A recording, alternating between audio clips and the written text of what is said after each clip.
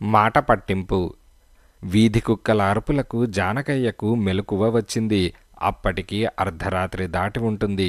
ఎందుకైనా మంచిదని జానకయ్య తలుపులు తీసుకుని యువతలకు వచ్చాడు. చీకటిగా ఉన్న వీధిలో గాడిదను చూసి కుక్కలు మొరుగుతున్నాయి. అవతల చలి విపరీతంగా ఉన్నది. అతడు కుక్కలను అదిలించి లోపలికి రాబోతూ అరుగుమీద ఎవరో ముడిచిపెట్టుకొని పడుకొని ఉండడం చూశాడు.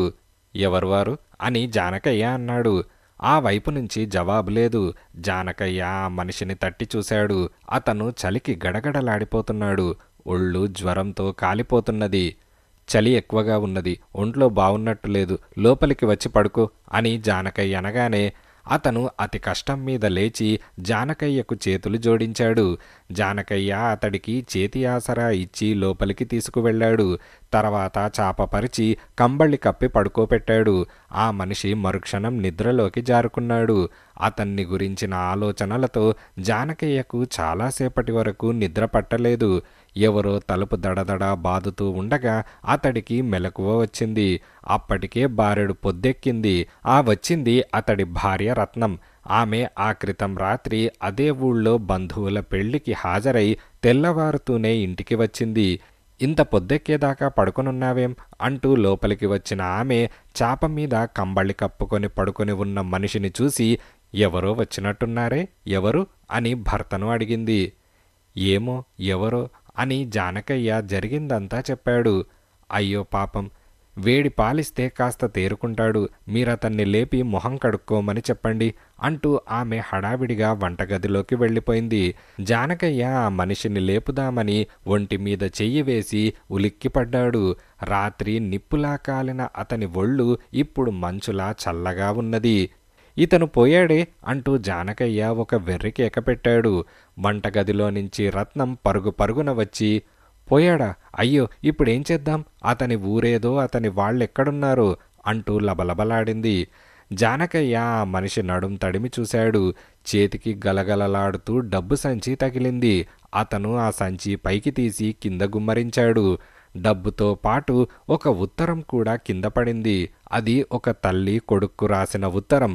అందులో ఇలా ఉన్నది: బాబు నారాయణ, నీకీ మధ్య జ్వరం కాస్తున్నదని మన ఊరు మనిషి ఒకరు బజార్లో కనిపించి చెప్పాడు. ఇప్పుడెలా ఉన్నది? ఇక్కడ నీ తమ్ముడి పరిస్థితి బాగాలేదు. కూతురు పెళ్లికి 3,000 రూపాయలెలా తేగలనా అని వాడి బెంగ. చాలా మంచి సంబంధం. ఈ సమయంలో మీరు పాత స్పర్ధలు, మాట పట్టింపులు మర్చిపోవాలి. రాధ పెళ్లికి నువ్వు డబ్బు సాయం చేయాలి. పెద్దవాడివి గనక తమ్ముడి విషయంలో నువ్వే సర్దుకుపోవాలి. ఈ ఉత్తరం అందగానే ఒంట్లో బావుంటే డబ్బు తీసుకొని బయలుదేరు. ఇక్కడ మేము మరో ఇంటికి మారాం. కొత్త చిరునామా రాస్తున్నాను. ఈ ఉత్తరం వెంట తెచ్చుకుంటే ఇల్లు తేలిగ్గా కనుక్కోవచ్చు. జానకయ్యకు సంగతి అర్థమైపోయింది. అతడు భార్యతో, పాపం తమ్ముడి కూతురు పెళ్లికి డబ్బు తీసుకొని బయలుదేరి దారిలో పోయాడు. ఈ ఉత్తరం వెంట పుచ్చుకోవడం మేలే అయింది. మనకు కనీసం ఈ తమ్ముడి చిరునామా అయినా తెలిసింది అని అన్నాడు. మీరు వెంటనే బయలుదేరి ఆ ఊరు వెళ్ళండి. వాళ్లకు ఉత్తరం డబ్బు ఇచ్చేసి సంగతి చెప్పి తీసుకురండి. మీరు వచ్చేదాకా నేను పెళ్లివారింట్లోనే ఉంటాను. ఇంటికి తాళం పెడదాం అని రత్నమన్నది. అప్పటికప్పుడు భార్యాభర్తలు ఇంటికి తాళం పెట్టారు. జానకయ్య బాడుగ బండిలో 2 ఆమడల దూరంలో ఉన్న నారాయణ తమ్ముడి ఊరికి బయలుదేరాడు. అతను ఆ ఊరు చేరేసరికి మధ్యాహ్నమైంది. అతడికి ఇల్లు కనుక్కోవడం కష్టమేమీ కాలేదు. కానీ లోపలికి వెళ్ళబోతున్న అతను లోపలి నుంచి వచ్చే మాటలు విని గుమ్మంలోనే ఆగిపోయాడు. అమ్మ, డబ్బెక్కడా దొరకలేదు. ఇక నేను చేయగలిగిందేమీ లేదు. పెళ్లివారికి మరో సంబంధం చూసుకోమని చెప్పేస్తాను అని ఎవరో అంటున్నారు. బహుశా తమ్ముడు కాబోలు. అదేం మాటరా, చక్కటి సంబంధం. డబ్బుకు వెనకాడి వదులుకుంటామా? మీ అన్నయ్యకు డబ్బు తెమ్మని ఉత్తరం రాశాను. తప్పకుండా డబ్బు తెస్తాడు అని తల్లి అంటున్నది. ఆ మాటకు తమ్ముడు పెద్ద గొంతుతో, నాకు చెప్పకుండా ఉత్తరం ఎందుకు రాశావు? అన్నయ్య డబ్బు చచ్చినా నేను ముట్టను. ఆ డబ్బుతో నా కూతురు పెళ్లి చేసేది లేదు అని అన్నాడు. చిన్న మాట పట్టింపుతో మీ అన్నదమ్ములు 10 ఏళ్లుగా మొహాలు చూసుకోలేదు. రాధ పెళ్లిలో అయినా మీరు కలుసుకుంటారని ఇన్నాళ్లుగా ఆశపడ్డాను అని తల్లి బొంగురుపోయిన గొంతుతో అన్నది. జానకయ్య తలుపు చప్పుడు చేసి, నారాయణ తమ్ముడు గారి ఇల్లు ఇదేనా అని కేకపెట్టాడు. లోపల నుంచి 40 ఏళ్ల మనిషి తలుపు తెరిచి, ఎవరు మీరు, లోపలికి రండి అని ఆశ్చర్యపోతూ అన్నాడు. జానకయ్య లోపలికి వెళ్ళి కుర్చీలో కూర్చొని డబ్బు సంచి బల్ల మీద పెట్టి ఉత్తరం తమ్ముడి చేతికిచ్చాడు. తమ్ముడు ఆ ఉత్తరం చదివి, ఇది మా అమ్మ అన్నయ్యకు రాసింది. తను రావడానికి మొహం చెల్లక అన్నయ్య డబ్బు పంపి ఉంటాడు. ముందా డబ్బు సంచి నా కళ్ళ ముందు నుంచి తీసేయండి అని జేవురించిన మొహంతో అన్నాడు. మీ అన్నయ్య స్వయంగా వద్దామనుకున్నాడు, కానీ రాలేకపోయాడు. మీరిద్దరూ కలుసుకోవడం మరి ఈ జన్మలో జరగదు అంటూ జానకయ్య జరిగిందంతా చెప్పేశాడు. తల్లి గొల్లుమన్నది. ఒక క్షణమాగి తమ్ముడు అరచేతుల్లో మొహం దాచుకొని, అన్నయ్య నన్ను క్షమించు అంటూ ఏడవసాగాడు.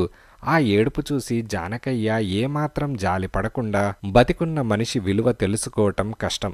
నీ మీద నీ అన్నకు ఎంత ప్రేమ లేకపోతే ఒంట్లో బావుండకపోయినా డబ్బు తీసుకొని బయలుదేరతాడు. నువ్వు సోదర ప్రేమకు ఇన్నాళ్ళు దూరమయ్యావు, ఇప్పుడది కోరినా దొరకదు అని జానకయ్య అన్నాడు. ఆ ఇంట శోకాలు విని ఇరుగు పొరుగు ఇళ్లవాళ్లు వచ్చారు. అంతలో ఏమిటిదంతా, ఏం జరిగింది అంటూ ఒక 50 ఏళ్ల మనిషి అక్కడికి వచ్చాడు. అతన్ని చూస్తూనే తల్లి తమ్ముడు ఏడుపు మాని నిర్ఘాంతపోయారు. తమ్ముడు అతన్ని సమీపిస్తూ, అన్నయ్య నువ్వు బతికే ఉన్నావా, నేను మూర్ఖుణ్ణి, నీ మంచి గుణం తెలుసుకోలేకపోయాను అంటూ కాళ్ళు పట్టుకున్నాడు. జానకయ్యకు ఆ వచ్చిన మనిషి తామింతవరకు చచ్చిపోయాడనుకునే నారాయణ అని అర్థమైపోయింది. సంగతంతా తెలుసుకొని నారాయణ నవ్వి, నేను డబ్బు తీసుకొని మొన్ననే బయలుదేరాను. రాధకు పట్టుచీర కొందామని పట్నం బజారుకు వెళ్ళాను. అక్కడొక ముసలాడు దిక్కులేని వాణ్ణని బిచ్చగాడంటూ వెంటపడ్డాడు. జాలిపడి డబ్బు మూట పైకి తీసి వాడికొక రూపాయి ఇచ్చాను. నేను దుకాణంలో చీరలు చూస్తూ ఉండగా వాడు నా వెనకే తచ్చాడుతూ ఉండడం నాకు అనుమానం కలిగించింది. తీరా చీర తీసుకొని డబ్బు కోసం చూసేసరికి నేను దాచుకున్న డబ్బు సంచి లేదు. ముసలివాడి కోసం తెగ వెతికాను, వాడు కనిపించలేదు. మళ్ళీ ఇంటికి వెళ్ళి డబ్బు తీసుకొని బయలుదేరి ఇక్కడికి వచ్చాను. మీ ఇంట్లో చచ్చిపోయింది దొంగే అయి ఉంటాడు అని ఆ వచ్చిన మనిషి జానకయ్యతో అన్నాడు. ఆ దొంగ చచ్చి మేలే చేశాడు, అతడి పుణ్యమా అని అన్నదమ్ములు మళ్ళీ కలుసుకున్నారు అని తల్లి సంతోషంగా అన్నది. ఇక నేను వెళ్తాను, ఇంటి వద్ద జరగవలసిన పని చూడాలి అంటూ జానకయ్య లేచాడు. వచ్చే నెల మా అమ్మాయి పెళ్ళి, మీ ఇంటిల్లిపాది తప్పకుండా రావాలి అంటూ అన్నదమ్ములిద్దరూ జానకయ్యకు వీడుకోలు చెప్పారు.